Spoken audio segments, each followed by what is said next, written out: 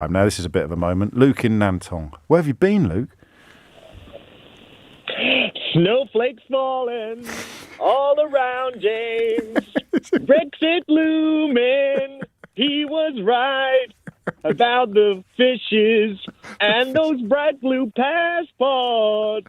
Merry Christmas from Nantong.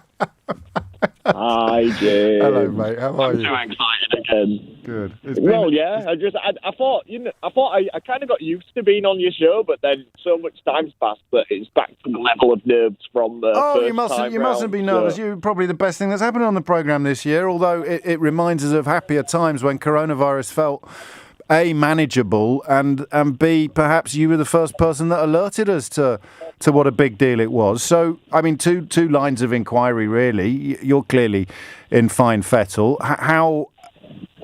What's the situation on the ground in Nantong now? Are things back to normal, or are you still restricted? And then tell me how because I know you're from Leeds originally, how does the old country look from the new country?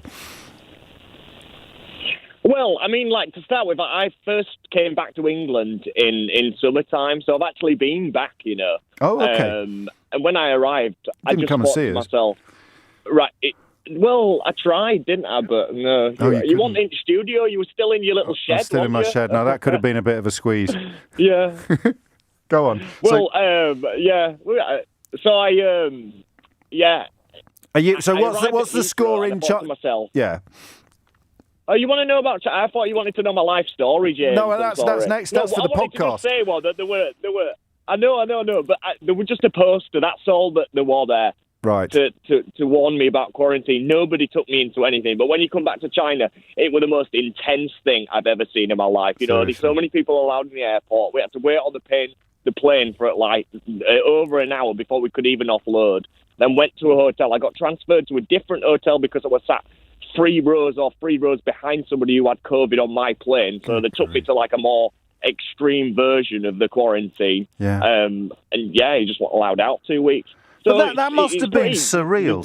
So you landed here, and I don't think things are much improved. I saw one chap who'd landed from Accra.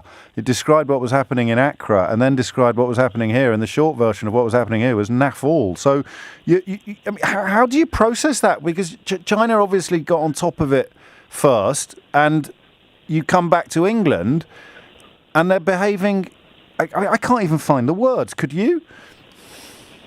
Well, they're not. It's just not really. No. I honestly thought I'd arrive, and I thought, right, this is going to be checking where I'm going, back to Leeds and everything. And no, nothing.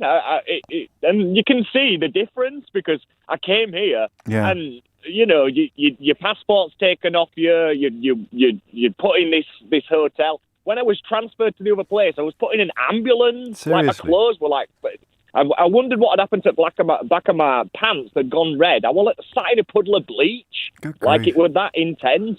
You didn't see anyone outside of a costume for 2 weeks.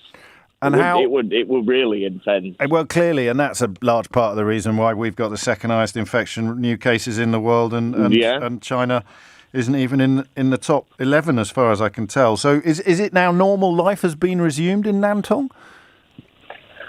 Normal life is resumed in Nantong, but you're warned to not go to other areas of China. And what I've realised over the last 2 days is that we have a different mindset because it's our English mindset is, here's a rule, so let's go as far as we can with the rule. Yeah, that's Whereas interesting. In China, it's, here's the rule, and why don't you do what's best for everyone? But they don't need to be told to do what's best for everyone, because I was going to go away for Christmas to a different part in China. Yeah. And my boss were like, you can't. So I checked, and the rule said you could. Yes. So I'm like, I don't understand why you're saying that I can't go. And I spoke to this taxi driver, and he said, look, what it is if something happens, it'll have consequences on that kindergarten, then the leader of that, and it just rolls on, and everyone will just lose face, and that's just not how it is. So you need to just... That's beautifully and I just realised, beautifully it's me put. and my English mindset. Well, and a kind of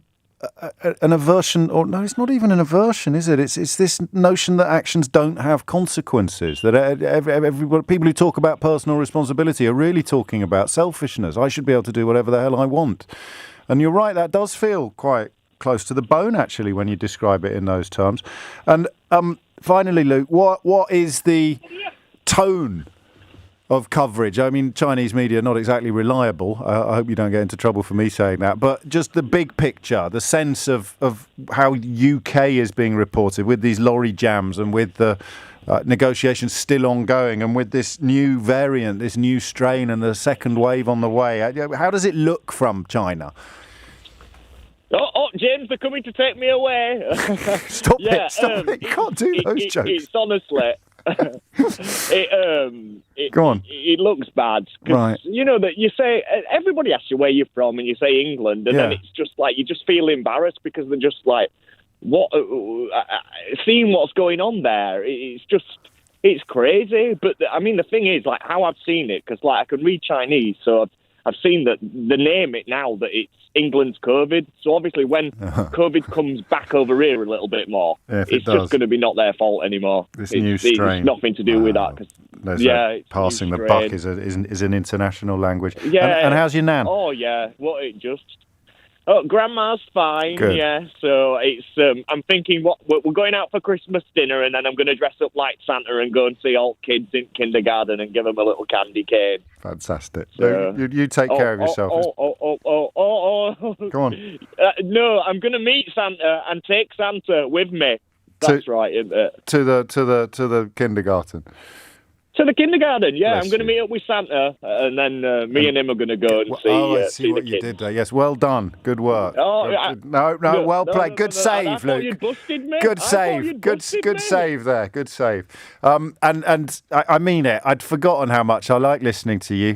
Just the sound of your voice has put a smile on every face in the studio, Luke. So thank you for that, and being one of the sort of high points of the show actually in 2020. Well, I'll take that award, James. Thank you very much. I'll tell my mum. She said, I don't like his voice. No, Mum, you just don't like what he says. I